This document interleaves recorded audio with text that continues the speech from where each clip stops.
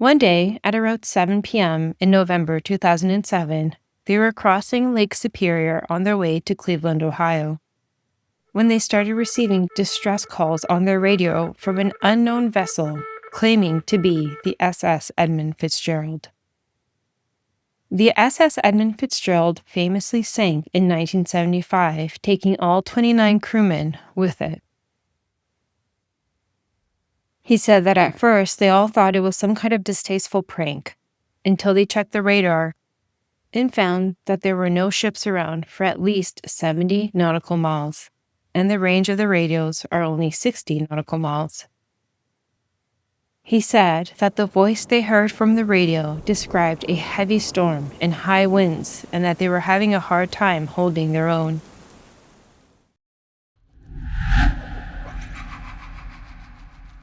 Hello and welcome back to Chillers and Thrillers. I am your host, Em, and in this podcast, I read true stories of people's encounters with the strange and unexplained. No comedy, skepticism, or gore, only 100% true spooky tales.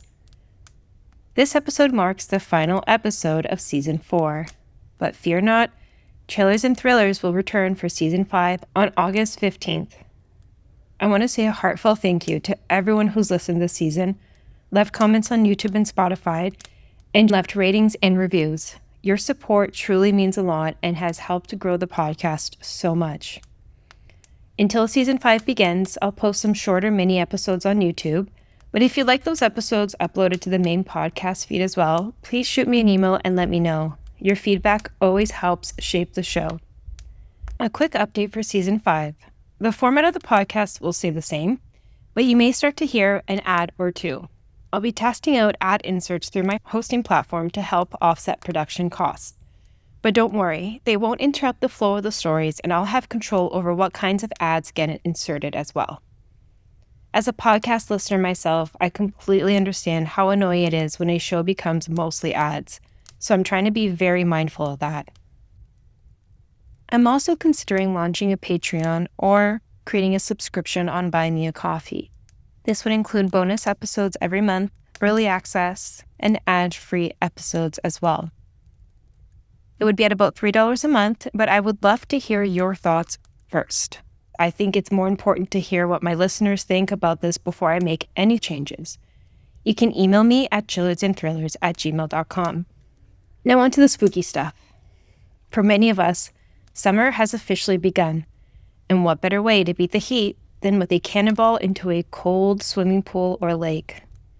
When I was a kid, my mom would pack a big lunch and take my sisters and me to Toronto's Sunnyside pool. We'd spend the whole day there, and it's one of my favorite memories. The pool was built in 1922 along the shores of Lake Ontario. It has a lot of history, but most interestingly, no ghost stories.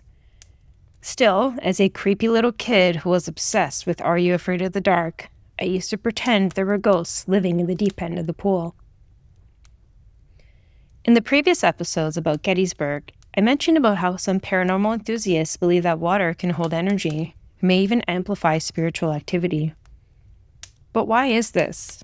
What makes water so special that it can cause this type of activity? Some people speculate the minerals in water can help with conducting electricity, while others believe water may hold memories. Personally, I think water has a special, otherworldly meaning to us as humans. After all, we're made up of more than 50% water, and it is essential to our livelihood. Perhaps the activities that take place around water create a psychic ripple that spreads long after they've stopped. I was mentioning to my father about this episode and what the theme would be, and he told me a story about how when he was growing up as a child in São Paulo, the neighborhood he grew up in had a pretty large pond.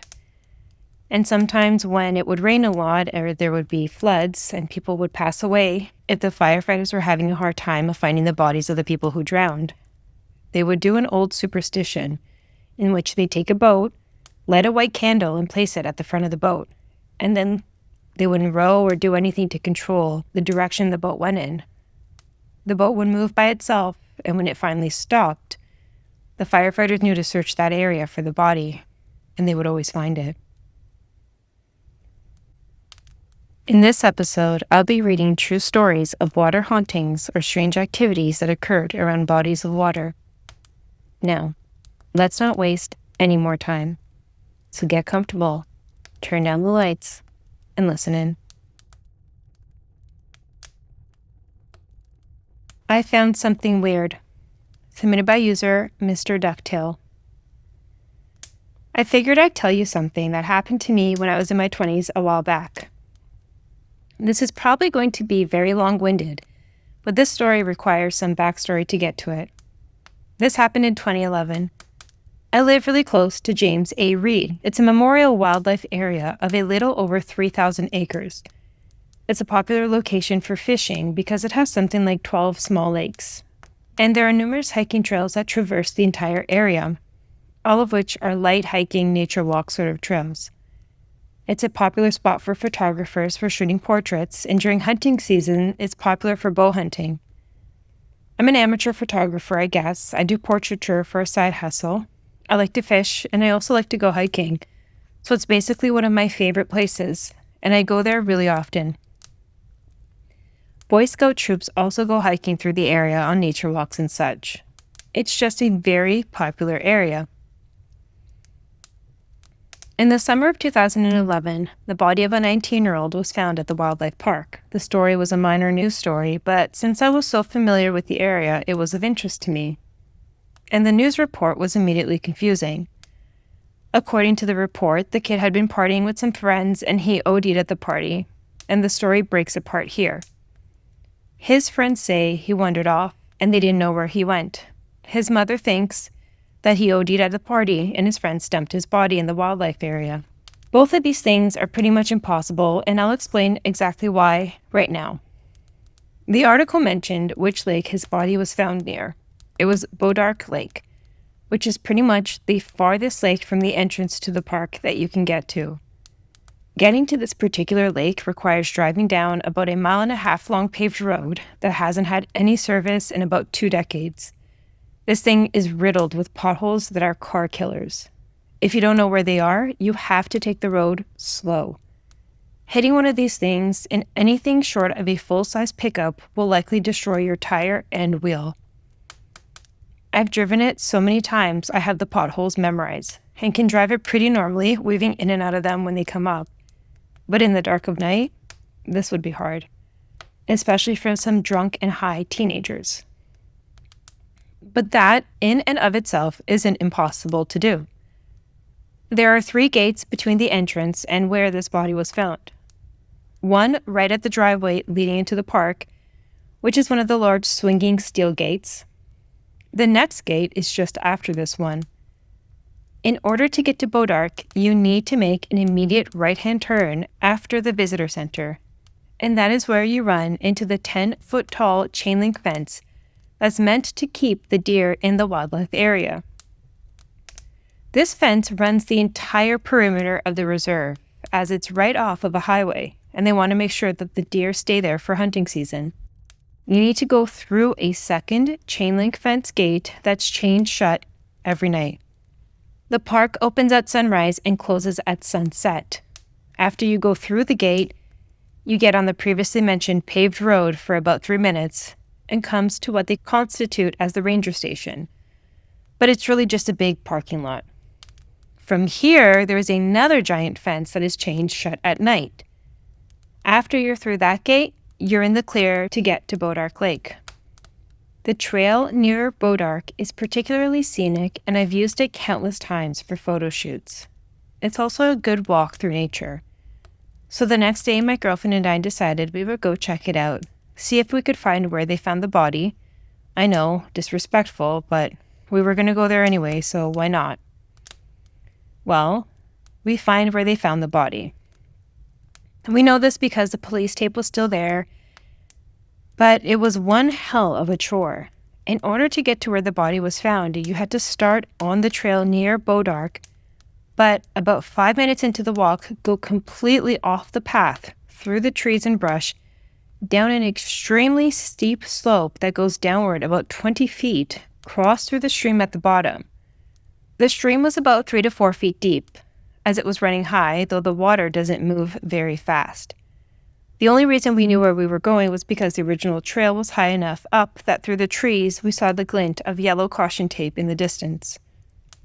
When hiking, we both wore a pair of Vibram hiking shoes that didn't have trouble with water. But the water was still deep, and we didn't particularly want to go swimming, so we walked upstream for quite a while until we found a section that was thin enough to cross. Mind you, we walked upstream about 10 minutes before we found this. And then we walked back down the stream to where we had been to continue in the direction of the caution tape, which we could no longer see now that we were on level with it. After a few more minutes of trudging through particularly thick brush and forestry, we finally arrived at the second stream on the other side, which was the roped-off area of police tape. The actual taped-off area was pretty small, so we were able to tell pretty much exactly where the body was found. It was on a pile of rocks, right on the other side of the stream. We didn't cross the stream because we found it and that was good enough. There was nothing to see. We'd gone from a Class 0 nature walk to a Class 2 to at times Class 3 hike getting there. There is absolutely zero possibility of any drunken teenagers carrying a human body this far into the wilderness in the middle of the night. And this is after they bypassed the 3 gates, which were never reported to have been broken into at all. This kid was way off the beaten path and was literally in the middle of the wilderness. It was so remote that his body was there for a couple of days before anyone found it. I've done a lot of hiking, and even completely sober in the middle of the day, this was a serious challenge to get to. It's equally impossible that he just wandered there from some party in the middle of the night and found himself there. There are houses along the highway across from James A. Reed, most of which are farms. And if you go a couple miles down that highway, you do find a residential area. But the notion that he got messed up, wandered miles down the road, hopped 2 10-foot fences, walked a mile down a barely paved road into the forest, crossed 2 deep streams, sat on a pile of rocks, and decided to OD in the middle of the forest is equally, if not more, unlikely. So what happened to him? I don't know. I think it's a lot more likely they went into the forest during operating hours, all started doing drugs in the middle of the forest, and they left him when he passed. But still, it's a massive stretch because I cannot stress to you the difficulty of getting to this location. Anyway, why is this paranormal? It should be, this sounds really bad police work, but I'm getting there, I swear. So we started our retreat back to the actual trail, climbing through the trees and brush, which was now significantly more difficult because we were going uphill back to the first stream. And after that, it was a steep incline, which was definitely going to require grabbing trees and getting firm footholds and some teamwork. But before we got that far, we had to trek back upstream to get to the point where we could cross. And right here is where it went really weird. As we're following the stream up, we stopped, dead in our tracks, as a middle-aged man in a full business suit was just walking in the stream. He was a tall dude. The water came right up around his chest. He was in a white dress shirt, a black blazer, black tie, and he had a briefcase in his hand that he was kind of letting float behind him. He was walking downstream, so coming directly towards us, but paid us no mind. We both just stopped and stared at the guy and then at each other as if to silently say, "What the hell?" And both of us backed up as he got closer to us. He passed us by without saying anything or even looking in our direction. He was bald, white, probably around 45 years old, and fairly broad. He had a completely blank expression, and he looked like he hadn't slept in days. He had massive bags under his eyes, which were completely dead. His expression was just dead. Slightly slack-jawed, eyes glossed over. It's worth noting he was dry from the chest up, like he'd just entered the water and started walking downstream. He was just walking straight down the stream, very slowly. We stood there, completely silent, staring at this guy, until he passed us by, and we were now looking at the back of his head as he marched forward. He could have easily exited the water at any point here. The embankment wasn't difficult. But he just soldiered on down the stream. We now moved way faster than we safely should have been, running upstream to jump across and get back on the trail to our car, where we drove off and both immediately started asking each other what we just saw. We tried to tell our friends about this experience, but it was beyond even really conveying how weird this was. I don't even think I can properly put it into text to give you the proper concept of how eerie the experience was. It was dead silent in the forest, or at least it seemed that way. All we heard was him sloshing through the water as he slowly made his way downstream to wherever the hell he was going. I expected to read about another body being found, like this guy was off to hang himself in the forest or something, but no such news article ever appeared. And the vibe he gave was off. Like, I really can't explain the feeling that seeing this guy gave us. It was like overwhelming dread, confusion, and terror. I really don't even know how to explain the emotions we were feeling, and we both agreed we didn't have words for it. It was a totally foreign feeling. Anyway, I don't really have any other notable paranormal experiences. I don't know about ghosts or any of that, but I'm asking, out of curiosity, what the hell do you think we came across there? I know I probably didn't need all the backstory of the body, but it was a weird case that locals generally feel was not sufficiently answered. Because again, anyone familiar with the location will tell you what I just did. Both accounts of how he got there are basically impossible. Were the body and this businessman in the river related? Or did we just stumble upon something else while looking out for the location? Who or what do you think this man was? I want to tell you it was just some random guy walking down a stream of disgustingly murky water in a business suit because weird things have happened. But I can't shake the feeling that this guy gave off. What do you think?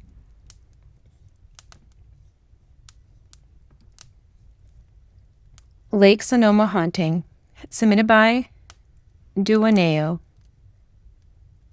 So in Lake Sonoma, up in the Warm Springs arm of the lake, is a road that was drowned when the dam was completed. This being a flood control dam, a lot of land that was previously occupied was put underneath a lot of water. Well, now we fish and boat over these areas.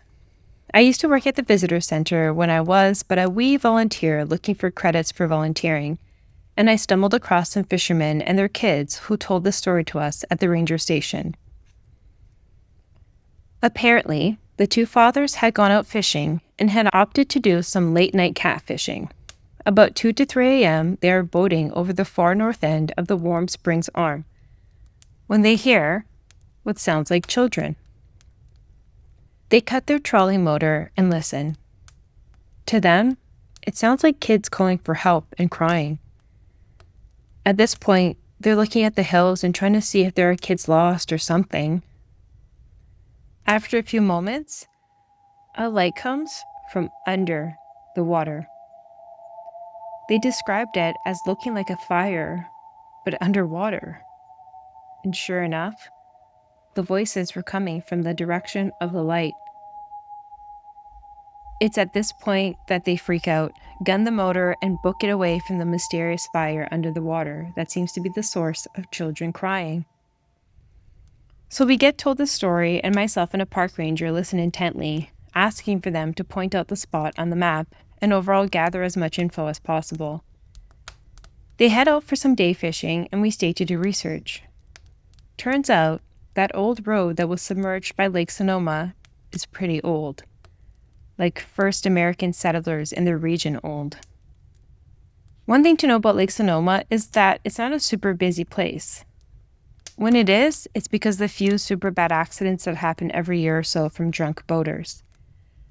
My park ranger mentor and I had literally nothing better to do than spend the day learning more about this weird experience. We pulled in a local historian who worked with a group called the Friends of Lake Sonoma. We asked him about the road and pointed out on a map.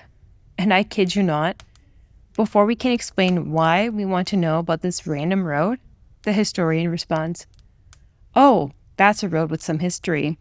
There was a really bad car accident out there, in fact, way back before safety standards for cars. The car rolled over after the driver lost control, and only the driver and his wife got out. Unfortunately, they couldn't get their kids out. The car lit on fire, and everyone passed away." And that's the story about how 16-year-old me learned what it feels like to have a shiver go down his spine. It may not be underwater only since it involves an incident that technically happened on dry land, but it seems the haunting itself did remain, despite the flooding of its area.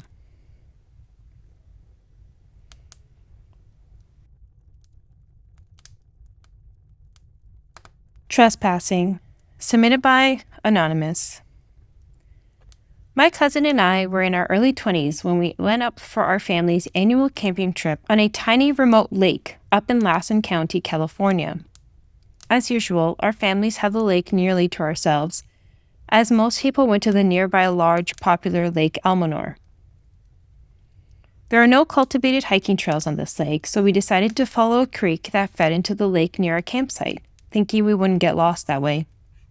We first crossed a meadow, then began to follow the creek up to the mountainside, which was densely forested with pine. A ways up, we soon came across the tangled, uprooted root system of a big, fallen tree.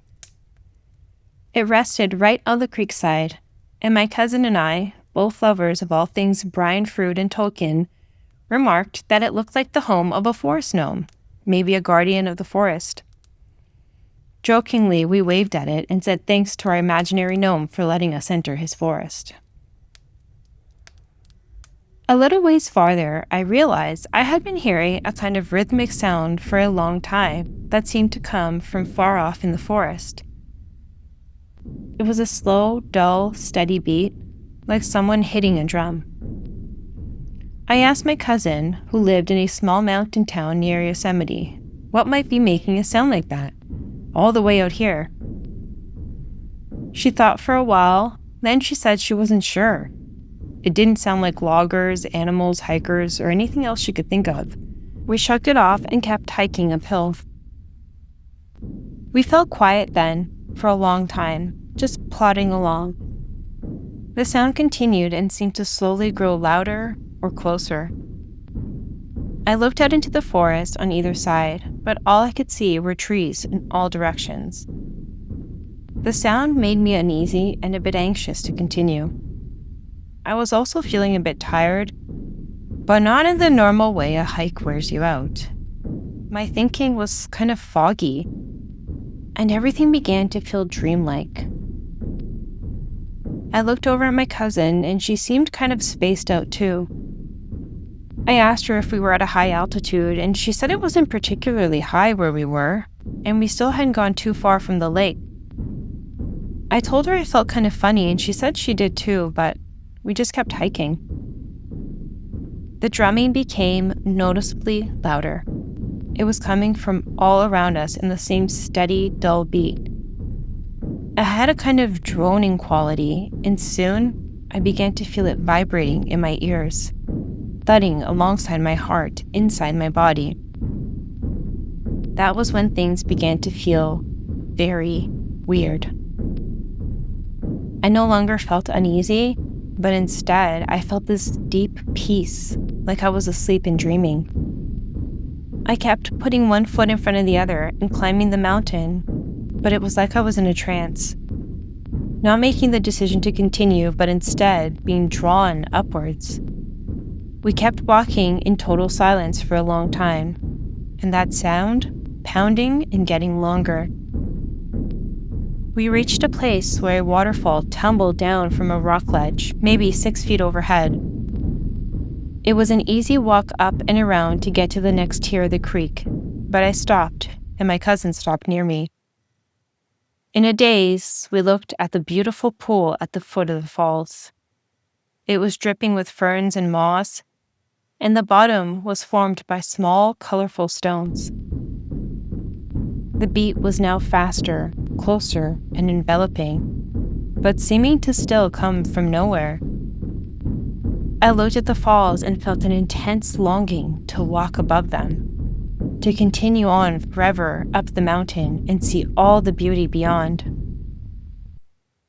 We were still for such a long time, until finally my cousin said, "I think if we keep going, we won't ever come back." When I looked at her, I knew I felt the same thing, and I felt a splash of adrenaline. We turned and started back down the mountain, and as we descended, the foggy feeling began to clear. The beat began to fade, and I felt more and more the urgent need to get away. Finally awake, I was covered in goosebumps and was leaping and tripping over things to go as fast as I could. We passed the big root system and both spontaneously said thank you and started giggling nervously. As we finally hit the meadow, we started to relax, and I laughed and said something like, "Wow, we really have big imaginations." We crossed the meadow and stopped to turn around and look back. Just then, I heard a loud, sharp, unmistakable yawp echoed down the mountain, emanating from exactly where we'd been. Every hair in my body stood up, and I just knew that if we hadn't turned around at the waterfall, we would have never left that mountain again. We ran back to camp as far as we could go.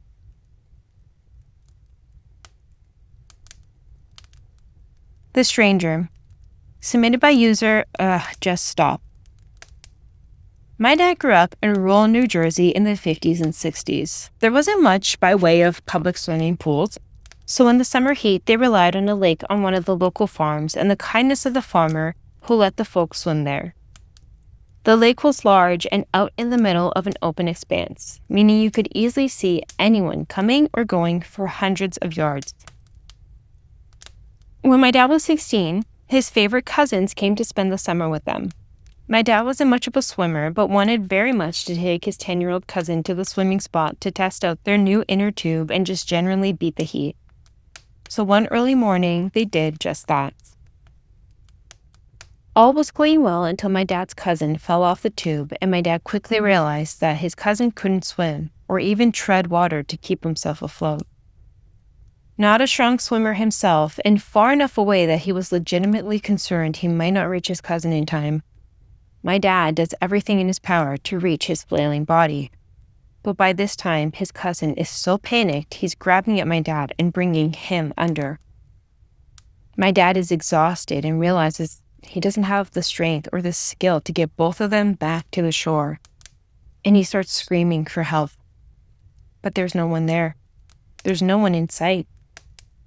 There probably isn't anyone for miles. Even the farmer's house is so far from view you can't see it from the lake. My dad thought to himself, "This is it. This is how it ends," and recounts to me how his cousin's flailing wouldn't relent, and they both started swallowing water, and he just kind of gives up. Suddenly, with no warning whatsoever, a large man starts swimming powerfully towards them.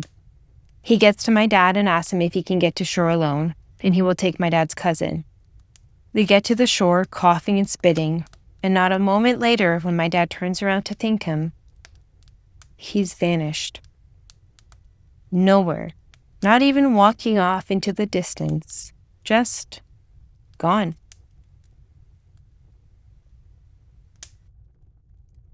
The Other Me, submitted by user wisemale_1048. When I was a kid, I was at a lake with my mother and some of her friends. To get to the lake, you had to walk through a trail for a while, so we weren't close to the road. The tree line backed the beach with a couple of areas where some brush growth extended out from the tree line and down towards the water.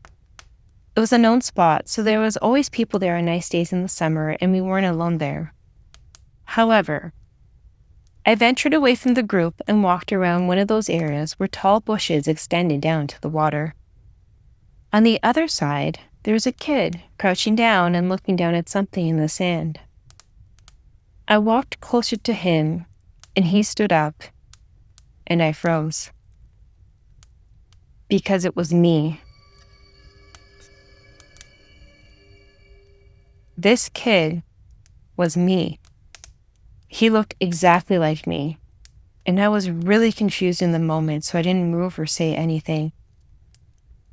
This kid who looked exactly like me just walked back to the tree line and into the forest. I didn't tell anyone. Years later, when I was 12 or 13, we were at the same place.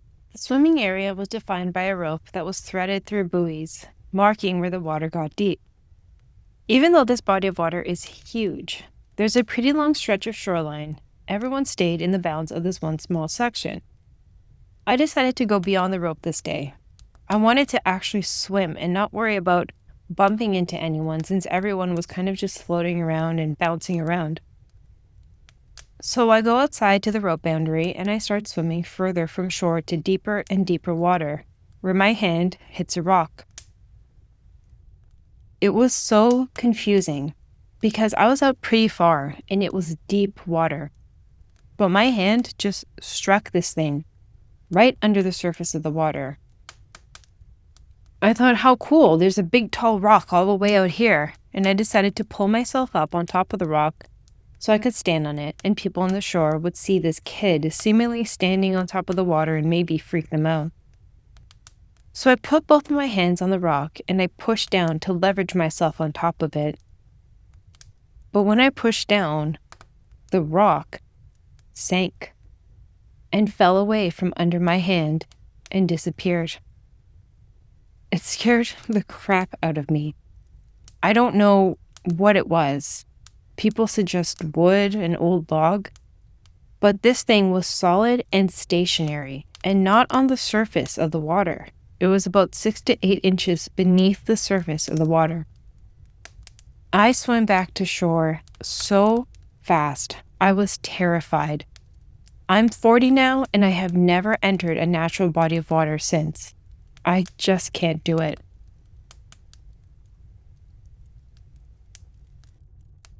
A nautical ghost story from my sailor uncle, submitted by user American Idiot TV. I was just talking to my uncle, who is a retired sailor, and he told me this story. My uncle used to work on board the Great Lakes freighter, the SS Arthur M. Anderson, and they would haul iron ore and limestone across the Great Lakes. One day, at around 7 p.m. in November 2007, they were crossing Lake Superior on their way to Cleveland, Ohio, when they started receiving distress calls on their radio from an unknown vessel claiming to be the SS Edmund Fitzgerald. The SS Edmund Fitzgerald famously sank in 1975, taking all 29 crewmen with it. He said that at first they all thought it was some kind of distasteful prank, until they checked the radar and found that there were no ships around for at least 70 nautical miles, and the range of the radios are only 60 nautical miles. He said that the voice they heard from the radio described a heavy storm and high winds, and that they were having a hard time holding their own. My uncle said you could hear true fear in the man's voice over the radio. But the thing was, there was no storm at all. In fact, the water was calm, and the night was clear. At around 8 p.m., my uncle described the distress calls on the radio came to an abrupt stop, leaving the whole room in a terrifying silence, and the radio stayed quiet for the rest of the night. Nobody was able to sleep that night, haunted by what they had witnessed. When it comes down to it, there is a sense of irony in this event, being as not only is the ship my uncle was on, the SS Arthur M. Anderson, the sister ship to the Edmund Fitzgerald, but it was also the last ship to make contact with the Edmund Fitzgerald in 1975 when she sank. Could my uncle and his shipmates have actually made contact with the ghost of the crew of the Edmund Fitzgerald? Or could there be another explanation to this event? We'll never know, but it made it one of the creepiest stories I've ever heard.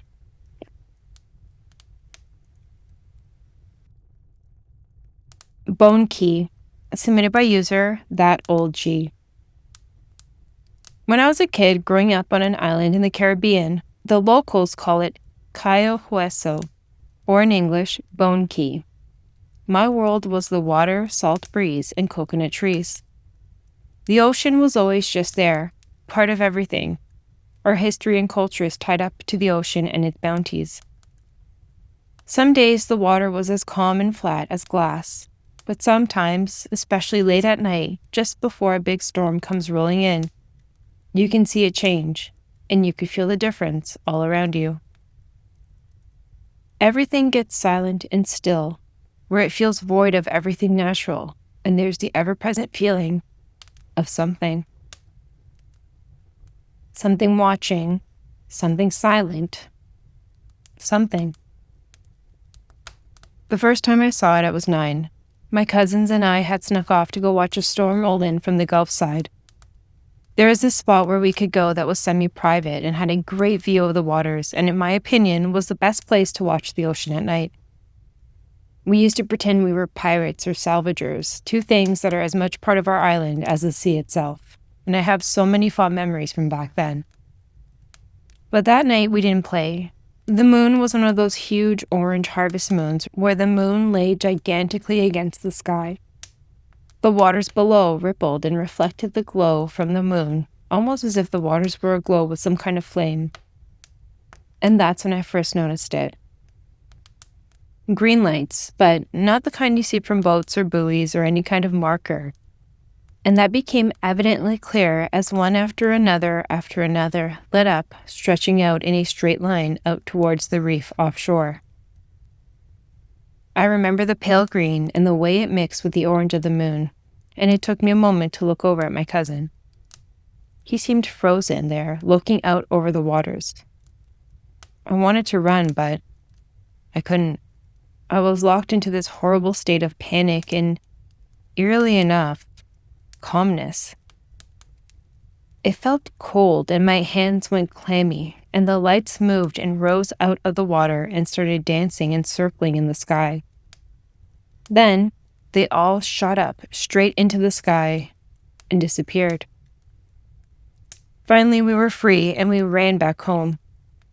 My grandmother never asked why we were pale and shaking, just said not to go out when the moon was that big. Over the years, I kept seeing things. Once I woke up just before dawn and looked out my window to see a massive shadow gliding just beneath the mango trees. No noise, just a shape longer than any bird I've ever seen, moving with impossible grace. Another time, a fisherman washed up with no memory of the last 2 days, but his eyes stayed wrong afterwards, like he was looking through you, not at you. He would walk our streets, and anytime he heard a noise, he would stop and turn in a circle to check what was behind him. My grandma said it was because he had met death and didn't want to get caught again. Locals had stories, sure, old stories. Some said the island was surrounded by a sleeping god in the ocean, and every so often it stirred. Some said the water carried memories, especially those of people who drowned but didn't really die. My grandfather once told me there were thin places out at sea where the world folds in on itself. I moved away at 18, joined the army, and had a career. But sometimes, when I close my eyes, I still see that string of lights under the water, breathing, waiting. And I know one day I'll go back. I have to. The sea doesn't forget you. Not when it's seen you. Not when you've seen it and it's shown you something. And that's all for this episode and season 4. Again, thank you so much for listening. If you enjoy the podcast or enjoy this episode, please don't forget to leave me a comment or leave a rating and review on wherever you listen to the podcast. Most important of all, though, share with your paranormally inclined friends and family and keep listening. I'll be back soon, but in the meantime, I hope all you ghouls and ghosts stay safe. And thank you for listening.